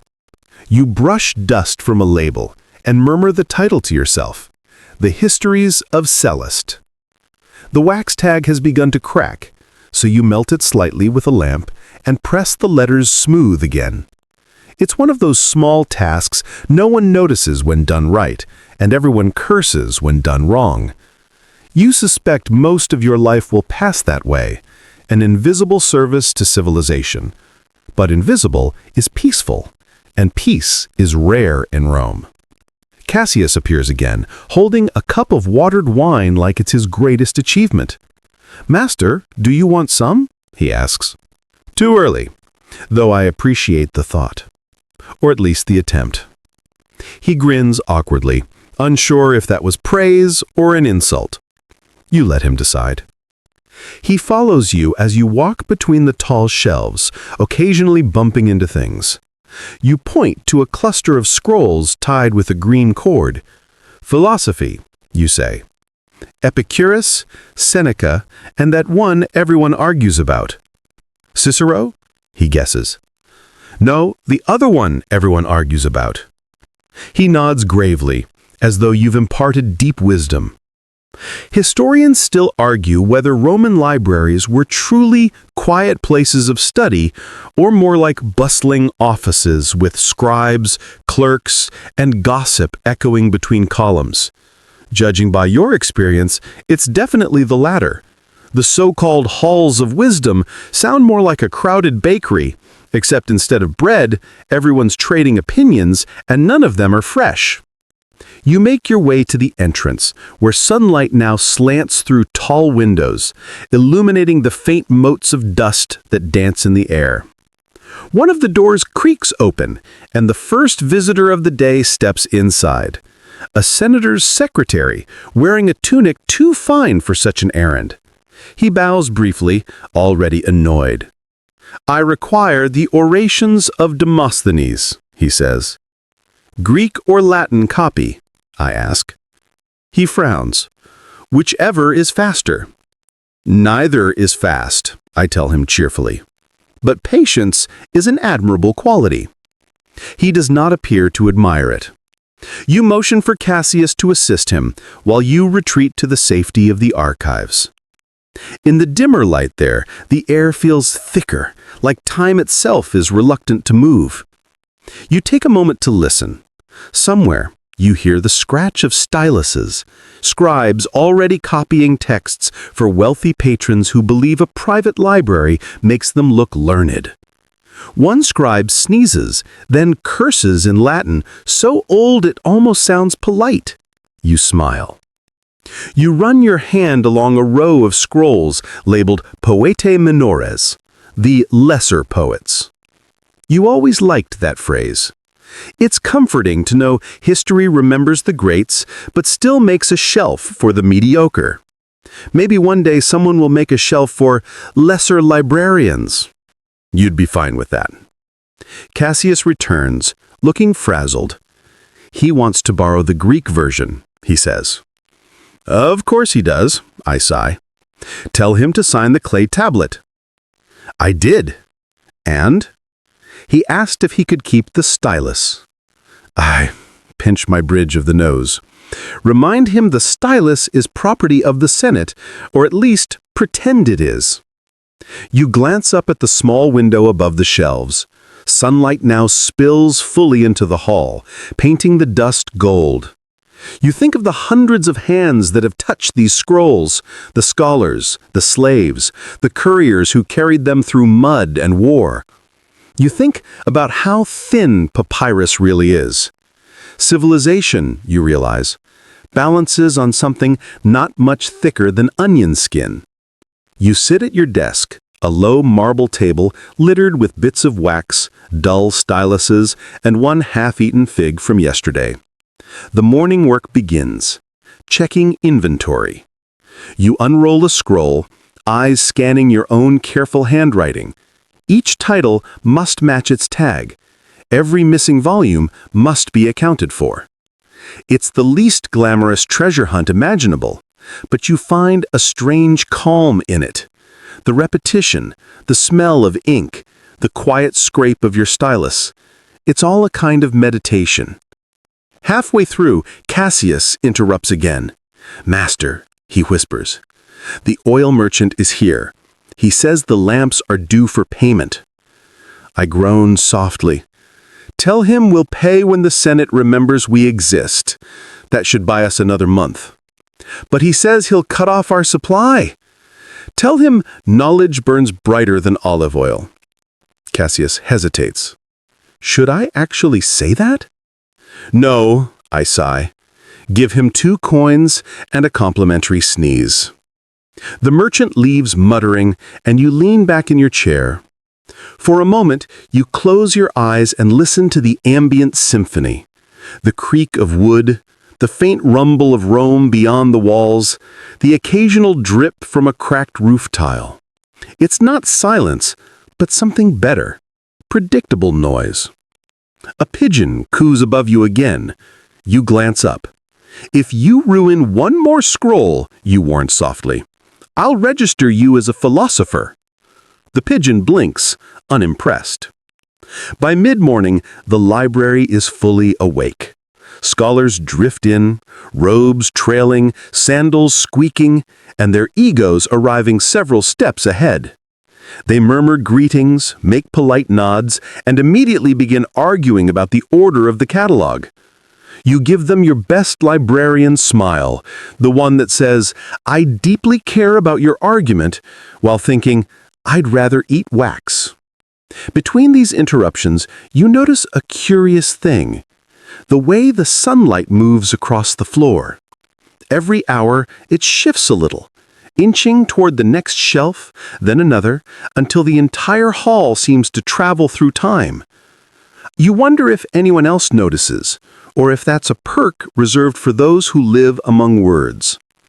Historians still argue whether Roman libraries encouraged this kind of casual wandering, letting citizens browse freely, or if every scroll was guarded by stern officials. If the latter, you're definitely failing at your job, because Cassius is currently juggling 2 scrolls and humming tunelessly. But the library feels alive, and that's what matters. By the time the 11th hour bell echoes faintly from the forum, you've already handled 4 complaints, mended a cracked scroll case, and diffused an argument about whether Aristotle ever sneezed in public. Which he probably did, but you didn't have the heart to confirm it. You stretch your arms, look around the glowing room, and think, for a place filled with dead men's words, it's astonishingly how alive it feels. Hey guys, tonight we drift into a world stitched from silk and sand. A place where 2 ancient empires, separated by thousands of miles, somehow brushed sleeves. Picture this, the Han Dynasty's capital, Chang'an, shimmering under a pale moon, courtyards perfumed with incense, the sound of silk rustling like whispers. Somewhere far beyond the mountains, in the heat-shimmered valleys of Egypt, linen dries under the desert sun, light as breath. And somehow, through caravans, curiosity, and a bit of ancient fashion envy, those 2 fabrics meet. You probably wouldn't survive the first 10 minutes of this world, honestly. The air is thick with dust and etiquette. If the heat doesn't get you, the rules of bowing will. So, before you get comfortable, take a moment to like the video and subscribe, but only if you genuinely enjoy what I do here. And while you're at it, drop your location and local time in the comments, because somewhere, someone's probably listening to this under the same moon. Now dim the lights, maybe turn on a fan for that soft background hum, and let's ease into tonight's journey together. You find yourself standing beside the western gate of Chang'an, around 100 BCE. The air hums with life. Donkeys bray, hawkers shout, and the faint scent of sesame oil clings to everything. A caravan has just arrived, its camels draped in red tassels, their bells clinking softly. They've come from places you can barely pronounce. Bactria, Parthia, maybe even farther. The merchants unload bolts of cloth, so fine they shimmer like mist. You reach out and touch one. Not silk, but something cooler, lighter, Egyptian linen. Historians still argue whether these fabrics truly came from Egypt or from some imitation source along the way, but in this sleepy imagining, they did. You watch as a Han merchant holds the fabric up to the sun, squinting. It's so sheer it glows. He rubs it between his fingers and laughs. Good for summer robes, if the emperor allows. You trail him through the markets, each stall louder and more crowded than the last. Bronze mirrors glint from the stalls, polished smooth enough to catch the sky. Somewhere, a storyteller recounts how travelers crossed burning deserts to bring back spices and glassware. You pause by a vendor selling dyed silks, deep crimson, ocean blue, and the pale gold favored by nobles. The merchant beside him displays the new foreign cloth claiming it's Pharaoh's fabric. He mispronounces the word, but it sticks. A poet nearby mutters that wearing foreign cloth might invite spirits, or worse, criticism from the Ministry of Rights. You can almost hear the bureaucratic sighs echoing through the palace corridors. Still, curiosity spreads faster than propriety. You follow a young nobleman, his robe trailing dust, as he inspects the linen. He frowns, then grins. He says, "It breathes." That's the first compliment the Egyptian fabric receives in China. He orders a bolt for a summer cloak. Behind him, a tailor rolls his eyes. Silk is a status symbol, a national treasure. Linen? That's peasant stuff. Still, money talks louder than fabric snobbery. Later that night, you sit on a low wall outside a tea shop, the moon climbing high. Musicians play softly, plucking at the guqin's silk strings. You overhear gossip from travelers, rumors of a land beyond Parthia where rivers flood like clockwork, and people wrap their kings like gifts when they die. You sip your tea, which tastes faintly of dust and jasmine, and imagine Egyptian workers along the Nile, weaving linen in cool stone workshops, unaware their handiwork will one day catch the eye of a Han courtier half a world away. Historians still argue whether Egyptian linen truly reached Han markets through direct trade or through a long chain of middlemen. Some say the climate and distance made it impossible. Others point to records of exotic goods, tortoiseshell from India, frankincense from Arabia, and glass beads likely from the Mediterranean. So really, what's a few rolls of linen between empires? As the night deepens, you wander back toward the gates. The guards lean on their spears, half asleep. In your mind, you trace the journey backwards, across the Pamirs, through Persia, past the Red Sea ports, and into the heart of Egypt. Somewhere along that endless trail, hands exchanged fabric for gold, stories for spices. The air cools. You glance once more at the bolt of linen folded in your arms. It smells faintly of smoke and sun. Two worlds folded into one cloth. You imagine the Egyptian weaver humming as she worked, never guessing that her creation would one day catch the eye of a Han courtier half a world away. And in that moment, as the torches flicker and the city settles into its nocturnal rhythm, you realize that history isn't just written, it's worn. Threads carry whispers, and every hem hides a map. You brush your fingers across the linen again, the texture both alien and familiar, and you can almost hear the desert wind inside it. You wake with the dawn, still in Chang'an, and the city hums like a loom beginning its day. From every direction comes the murmur of trade, the bray of camels, the jangle of harness bells, the soft rhythmic clap of sandal soles on dust. You follow the noise through the West Market, where the Silk Road empties its treasures into China like a vast river of curiosity. It's here, between the scent of cumin and the shimmer of bronze, that the threads of two empires truly cross. Merchants from Persia, Parthia, and India lean over counters, arguing in half a dozen languages about weight, weave, and worth. Somewhere, under a sun-bleached awning, a bolt of foreign cloth glows faintly gold. You reach out. It's that same linen again, the one the noble admired last night. Cool against your fingertips.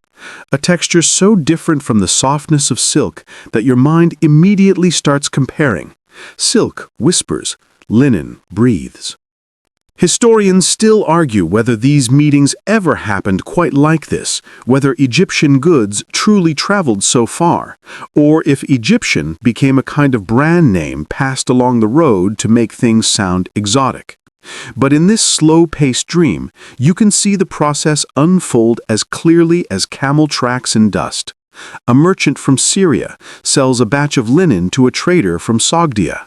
The Sogdian adds a story about the Nile to boost the price, and by the time it reaches Han China, it's the cloth of the sun gods. You watch one caravan master unroll his maps, thin strips of painted silk, tracing routes that stretch across entire continents. He gestures at oases you've never heard of, each a bead on the necklace of the Silk Road. At every stop, he says, there's tea to be swapped for incense, jade for glass, silk for linen.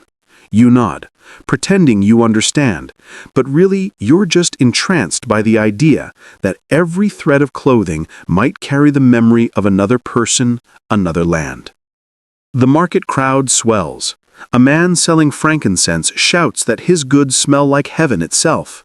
Next to him, a woman hawks turquoise beads from the western deserts.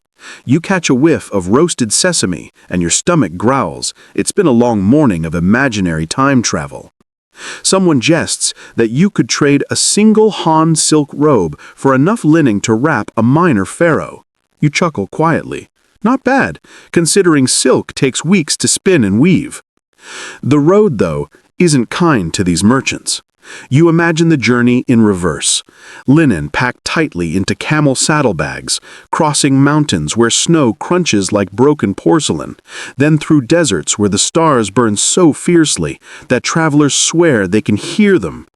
Traders sing to keep their spirits up, half prayer, half lullaby.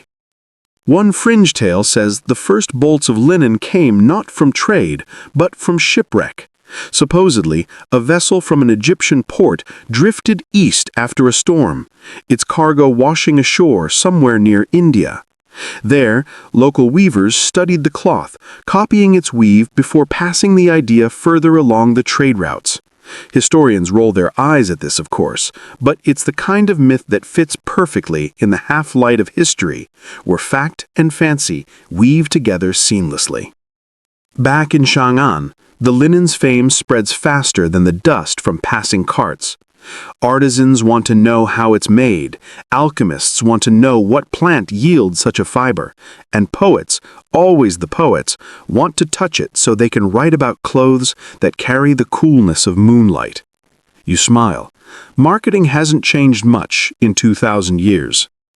A middle-aged silk merchant scowls as he watches the crowd gather around the new fabric. "Foreign threads," he mutters. "Snare foolish hearts." Still, he strokes the linen's edge and quietly orders a sample for himself. You catch him later comparing the weave to his own silks, mumbling about how it might blend well for export robes. As the sun climbs, the air thickens with heat and bargaining. Somewhere near the gate, a scribe sits under a parasol documenting trade taxes. You glance over his shoulder, rows of neat characters listing cloths of the West of unknown make. That phrase will later puzzle historians. Was that unknown code for Egyptian, Persian, or simply an admission that even the empire's bureaucrats couldn't keep up with the world's imagination? By noon, the merchants pack up. The linen rolls are carried off towards tailors and aristocrats who fancy a new look. You walk beside one of them, following a cart laden with goods down the road lined with parasol trees. The air smells of resin and horse sweat. You find yourself thinking about how strange it is that something as simple as fabric can carry so many worlds within its threads. Back at the caravanserai, the traders settle down for their midday rest. You sit beside them, sipping tepid tea, listening to stories drift through the air like dust motes. One man insists he once saw the pyramids, mountains built by ghosts, he calls them. Another claims the Nile floods because the gods weep every summer. The others laugh, but secretly they all want to believe. You do too. As the day fades and shadows stretch long, the road outside Chang'an glows faintly golden in the dying light. Somewhere down that winding route lies the source of all these rumors. A land of palm trees, linen looms, and kings wrapped in eternity. You don't know yet how much of it is true, but the sound of trade, of voices mingling, feels like the heartbeat of connection itself. The caravan leader you met earlier looks at the horizon and sighs. Silk for linen, jade for glass, word for word.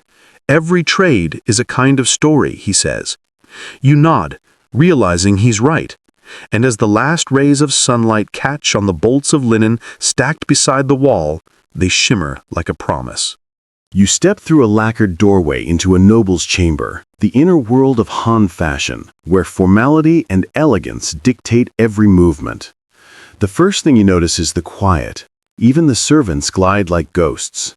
Sunlight filters through bamboo blinds, striping the room in gold.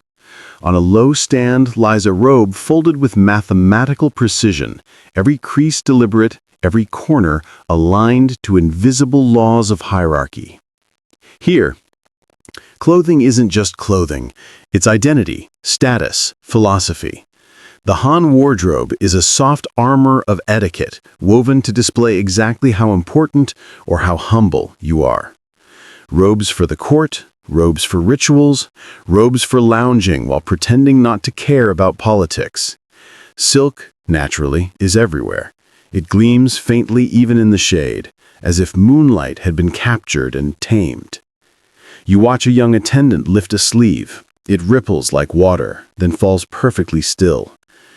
"Don't wrinkle the phoenix embroidery," her mistress warns, half amused, half serious. The noblewoman herself is preparing for a banquet, surrounded by combs, ribbons, and an air of gentle anxiety. Historians still argue whether Han clothing codes were stricter for women or men, though both seem exhausting. Rank determined everything: the color of your robe, the height of your belt knot, even how many layers you could wear without looking ridiculous. You think about your own wardrobe, probably less stressful unless you count laundry day. The Han robe, or Shen Yi, is a masterpiece of geometry. One long piece of fabric, folded and wrapped around the body without a single cut. The seams are like whispers, barely there, yet perfectly balanced. The idea is cosmic harmony. Heaven is round, earth is square, and your outfit should somehow reconcile the two. No pressure. A servant brings in a bolt of the new linen, rumored to come from the far west. The noblewoman's eyes widen. "Too light," she says first, but her fingers linger on it anyway. You can tell she's intrigued. Silk, for all its beauty, can suffocate in the summer heat. Linen, foreign, breezy, suspiciously practical, feels like rebellion in thread form. You watch as her tailor unfurls it, testing the weave against the light. "For underlayers, perhaps," he murmurs. "No one would see." But of course, someone always would. Fashion secrets never stay secret long, especially in palaces. The room fills with the soft murmur of fabric talk, warp and weft, dye and durability. Someone mentions that foreign weavers use wooden combs instead of bone, and their looms stand upright rather than flat. You imagine the linen stretching across such a loom, light catching it like river water. A scholar sitting nearby raises an eyebrow. "Imported cloth," he says in that tone only bureaucrats have mastered, "may bring imported ideas." You smirk quietly. There's always that one guy in every era who fears trends more than plagues. To lighten the mood, a jester, a minor entertainer allowed at noble gatherings, shuffles in wearing mismatched robes of silk and linen. "See?" he grins, "I bring balance to yin and yang." The noblewoman covers her smile with a fan. Even ancient aristocrats appreciate a decent dad joke. You follow the tailor as he begins to cut. Every snip of his bronze scissors feels ceremonial. He lines up the fabric on a wooden table, using cords to measure perfect symmetry. His assistant hums softly, perhaps the same tune his grandmother hummed while weaving. The air smells faintly of incense and mulberry bark. Outside, the cicadas drone, a natural metronome marking the slow rhythm of the Han day. The heat presses against the shutters. You can almost feel why this linen would tempt anyone. Silk glues itself to the skin in weather like this. Linen sighs and lets go. The noblewoman nods. "We'll test it for comfort," she decides. "In the garden this evening." Later, you find yourself in that garden.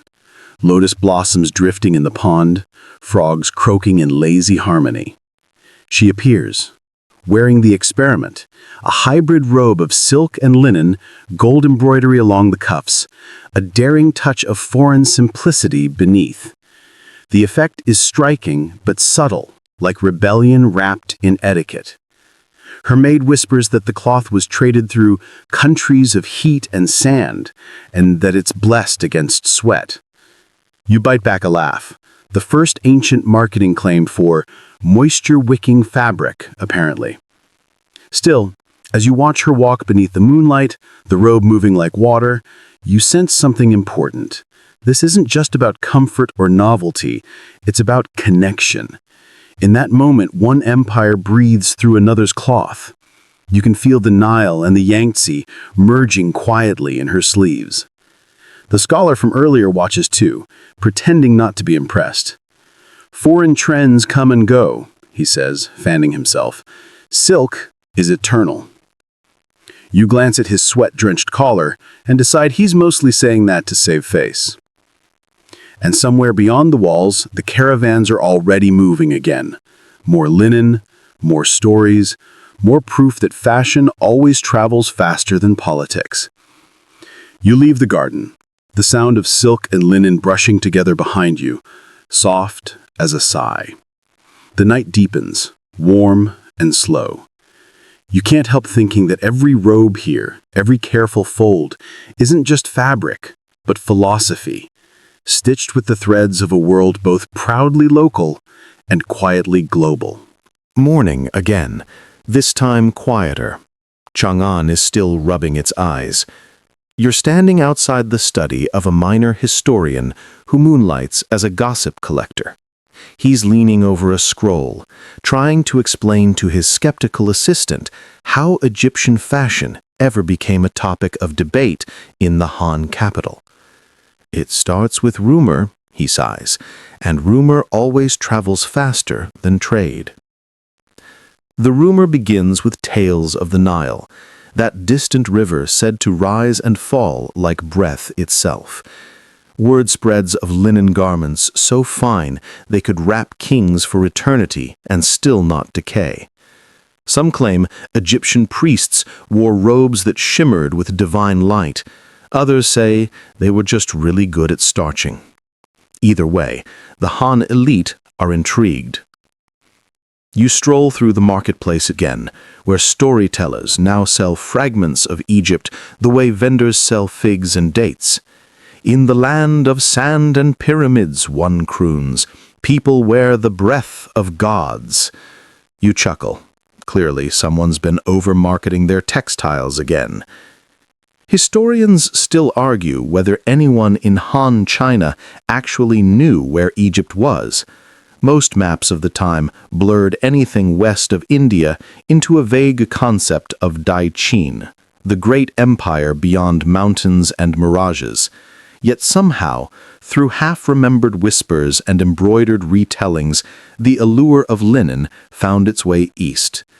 A poet you meet at a tea house swears that linen has moonlight woven in. He gestures dramatically with his fan, nearly tipping over your cup. You decide not to correct him. In truth, Han poets adore anything that lets them compare fabric to nature. Silk becomes water, linen becomes air. You half expect someone to write an ode comparing socks to philosophical enlightenment next. Still, there's something magnetic about the myth. You imagine a nobleman reclining in his summer garden, half listening to lute music, wondering what it would feel like to wear the same fabric as an ancient Egyptian priest.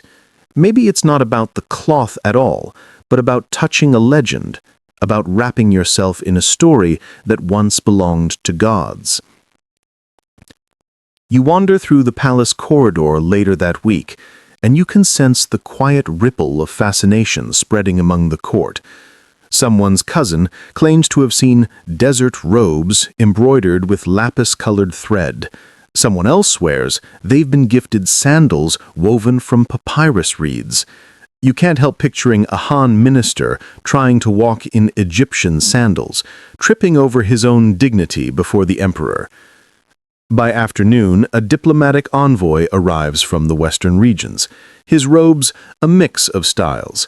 He bows deeply, presenting gifts, small alabaster vials of perfume, amulets shaped like scarabs, and yes, fine linen. The court gasps softly. The emperor lifts an eyebrow, intrigued but cautious. Silk, after all, is the pride of China. Allowing foreign cloth into the palace borders on heresy, but curiosity, like the desert wind, is hard to contain. You watch the eunuchs carry the linen away for inspection. It said that one of the empress's attendants secretly kept a small piece for herself, folding it into her pillow. "To dream of the lands where it came from," she whispered. You smile at that. Even the most powerful people can be sentimental about faraway mysteries. Later, as twilight seeps through the windows, you find yourself standing before a map drawn on silk. Thin black lines stretch across the world like threads, some broken, some looping, all uncertain. The scholar beside you traces a finger toward the westernmost edges. "Here," he says, "beyond Parthia and the great deserts, they say there's a river that overflows each year. Perhaps that's where this cloth is born." You imagine caravans trudging beside that river, their footprints mirrored centuries later by the traders you met in Chang'an. The connection feels fragile, yet profound. The Han see the world as a cosmic web, everything linked, from heaven's stars to a robe's hem. So maybe it makes sense that a thread could travel halfway around the earth and find meaning in a stranger's wardrobe. Outside, the night air smells of lotus and charcoal. You hear someone singing, a merchant, drunk on profit and nostalgia. The tune sounds oddly Mediterranean, though you can't place it. His lyrics drift through the dark, the cloth that cools the sun, the robe that humbles kings. You grin. It's catchy in a sleepy way. And just as you're about to leave, a palace servant passes by, carrying a scroll filled with sketches. Strange figures in triangular skirts and tall crowns. "Imported drawings," she explains, "part of a trade shipment. They say it's from a land where cats are sacred." You nod thoughtfully. Maybe that's where the linen came from. Historians still debate how much Egypt and China knew of each other in those distant centuries. Some claim faint records exist. Chinese mentions of Lijiang, perhaps Rome or Alexandria by another name. Others say the link is romantic invention, the sort of historical mirage travelers love to tell around fires. But tonight, standing in that perfumed corridor, you let the myth live. After all, every rumor starts as a longing for connection. The stars rise over Chang'an, silver and soft. You picture the same stars hanging over the Nile, reflected in its dark water. Two civilizations staring up at the same sky, unaware that their threads are already tangled in the loom of history. You breathe deeply, feeling the slow rhythm of both worlds merge, the whisper of silk, the sigh of linen, and realize you're already wrapped in their story. You're back in the weaving district of Luoyang, the air vibrating with the sound of looms. The rhythmic clack-clack is hypnotic, almost musical. Threads stretch across bamboo frames like golden harp strings, and the smell of fresh-dyed silk mixes with the sharp tang of boiled mulberry leaves. Here, the Han textile workshops are less like factories and more like cathedrals of patience. Today, though, there's a quiet rebellion underway. The weavers have received a sample of that foreign cloth, Egyptian linen supposedly, and they can't stop poking at it. You lean over a wooden frame as a woman in a faded headscarf runs her fingers along the fabric's edge. "Strange," she murmurs. "It breathes differently." She holds it to her cheek, closes her eyes, and smiles. Feels like night air. Historians still argue whether Han artisans truly got their hands on authentic Egyptian linen, but the fascination was real. Textile workshops recorded attempts to replicate the weave, some even experimenting with a mix of silk and rami, the closest local substitute. You can almost see the trial and error happening in real time, threads breaking, apprentices sneezing in clouds of dust, someone muttering about too many fibers, not enough fortune. At one loom, a young craftsman has tied a piece of the foreign fabric beside his own work for comparison. He squints, tongue between his teeth, and says, "Their weave is tighter, but the threads are rougher, like a clever but impatient student." You laugh softly. Artisans have always been equal parts critic and admirer. The workshop master, a wiry man with calloused hands, shakes his head. "We can't sell this," he grumbles. "No shimmer, no soul."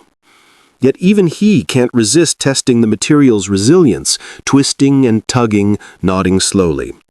"Still," he admits, "it would make fine summer bedding." You catch the faintest glint of practicality in his eyes, the universal gateway drug of innovation. As the afternoon light tilts through the rafters, the weaver's conversations turn speculative. What sort of people make this fabric? Are their looms built of gold? Do their rivers truly flood by command of the gods? One woman jokes that maybe their thread comes from the hair of mummies, then snickers at her own daring. A few apprentices laugh too hard, like they're not sure if it's okay. You can't help but smile. Workplace humor hasn't evolved much in 2 millennia. In the corner, a scholar sent by the Bureau of Textiles scribbles notes on a bamboo slip. He mutters phrases like unfamiliar weft ratio and remarkable breathability, occasionally wiping sweat from his brow. Historians will argue about this someday, you think, then realize you're technically fulfilling that prophecy. He pauses to lecture a weaver who's trying to imitate the foreign pattern by eye. No, he insists. You must measure the gaps, not the threads. She rolls her eyes and mutters something about scholars who've never held a shuttle. You suppress a chuckle. In every age, theory and practice weave an awkward partnership. Outside, the river hums under the bridge, carrying dye runoff in faint rainbows. You dip your hand in, the water cool and slippery, and wonder how many colors from this stream will end up in garments that travel halfway across the empire. Maybe even to the capital again, woven not of Egyptian linen, but of Chinese curiosity. Back inside, the master unveils his newest experiment, a bolt of cloth blending silk for shine and ramie for breathability. He calls it the summer silk, a compromise between pride and practicality. You can tell he's not sure whether he's inventing or imitating, but either way, the result is beautiful. A young apprentice tilts her head. "Do we tell the nobles it's foreign or local?" she asks. The master grins, missing a tooth. "Tell them it's expensive," he says. You laugh out loud this time, earning a few curious glances. You wander through the rows of looms as the sky darkens, each rhythm merging into a collective heartbeat. The scene feels both ancient and strangely modern. Innovation born from imitation, inspiration dressed as competition. Somewhere, perhaps, Egyptian weavers are doing the same thing, wondering what distant hands will one day touch their cloth. A final observation drifts from the scholar's lips. The soul of a fabric lies not in its origin, but in its comfort. You watch him jot it down, smug like he's just coined philosophy. Still, he's right. Every thread here, foreign or not, is spun with the same desire, to make life a little softer, a little more bearable under the weight of summer heat and human expectation. As the weavers finish for the night, the looms slow to silence. You can still hear the faint clicking in your head, like a lullaby made of wood and patience. The workshop empties, leaving behind the scent of dye and ambition. A single bolt of cloth lies folded on the table, the experimental blend, pale and perfect in the lamplight. You reach out, brushing your fingers over it, and it feels right. Not Egyptian, not Chinese, just human. And as you step outside, the stars have begun to shimmer over Luoyang.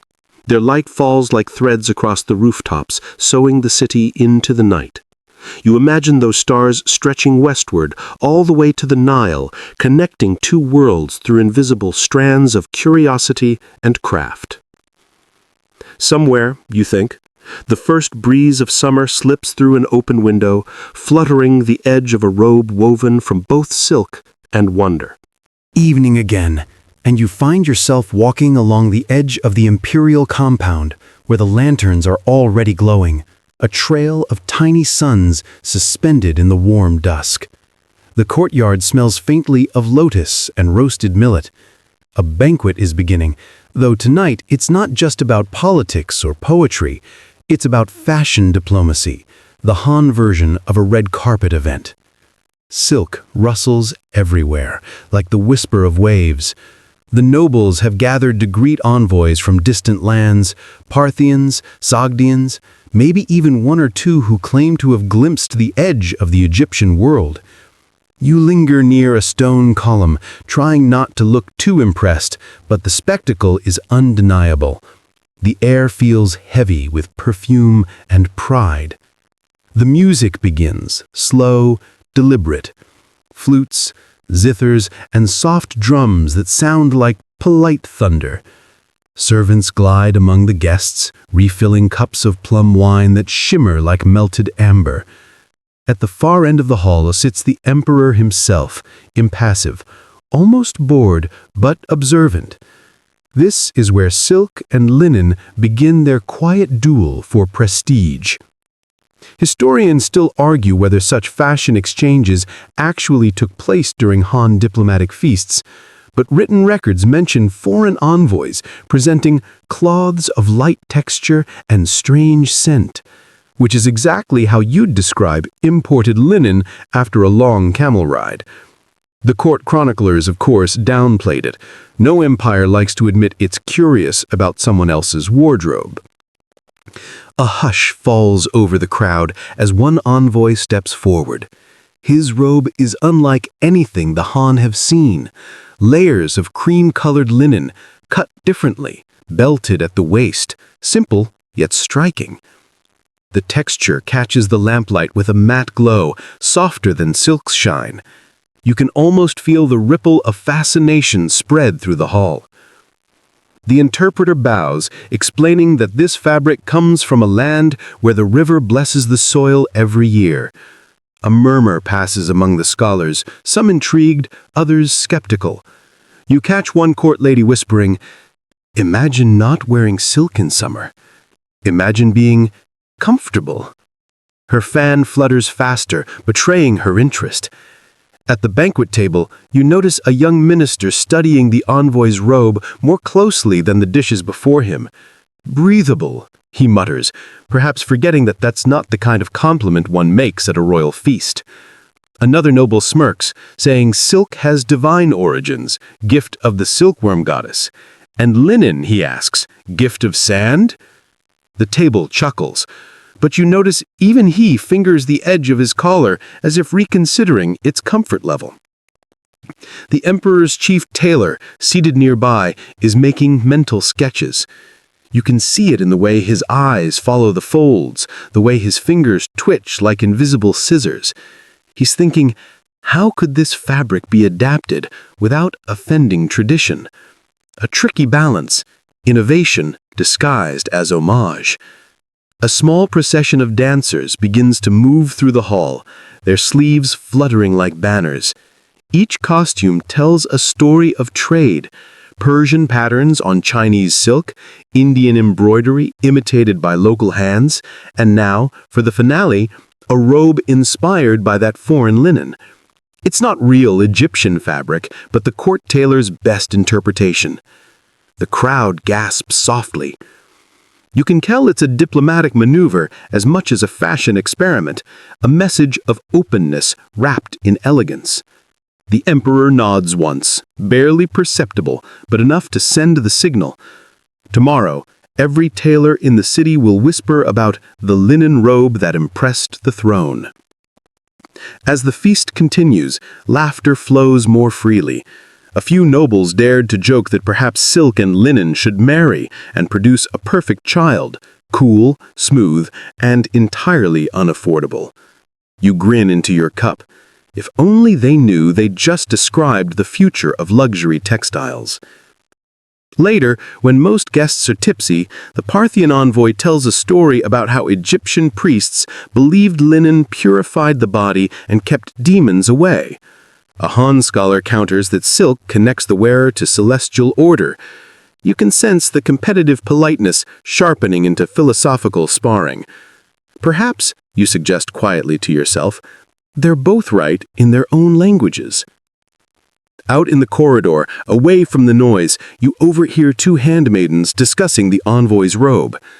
So plain, yet it moves like a cloud, one says.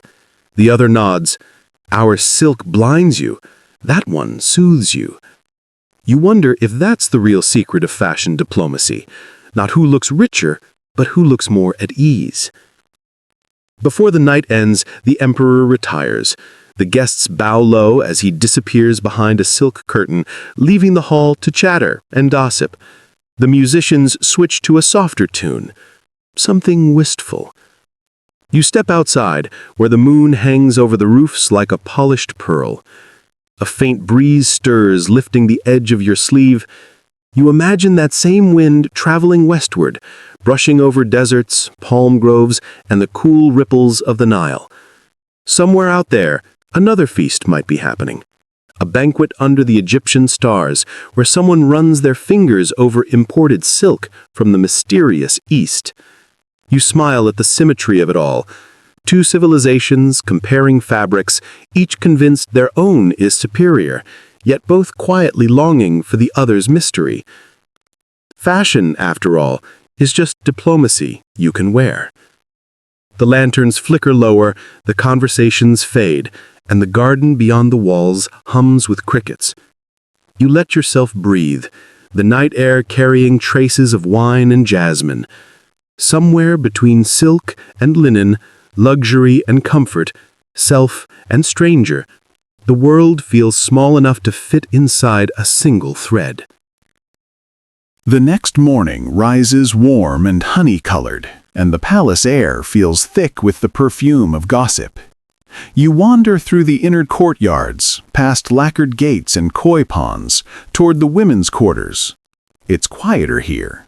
No clanging armor, no officials arguing about tariffs, just the soft hush of silk brushing over polished tiles. Today's intrigue doesn't involve military maneuvers or treaties. It's about veils. Gauzy, delicate veils, inspired by the ones the Egyptian envoy's companions wore last night. Court ladies, ever attuned to subtle shifts in taste, have taken notice. You can already hear the whispers drifting down the corridors like incense smoke. The Empress herself is trying one. Inside her private dressing chamber, the Empress sits before a bronze mirror polished to near perfection. A handmaiden gently lifts a thin veil, woven from the finest silk but imitating linen's airy lightness. It drapes over her hair, softening her face until she looks less like a ruler and more like a painting come alive. You, standing just at the edge of the threshold, feel the hush that falls over the room.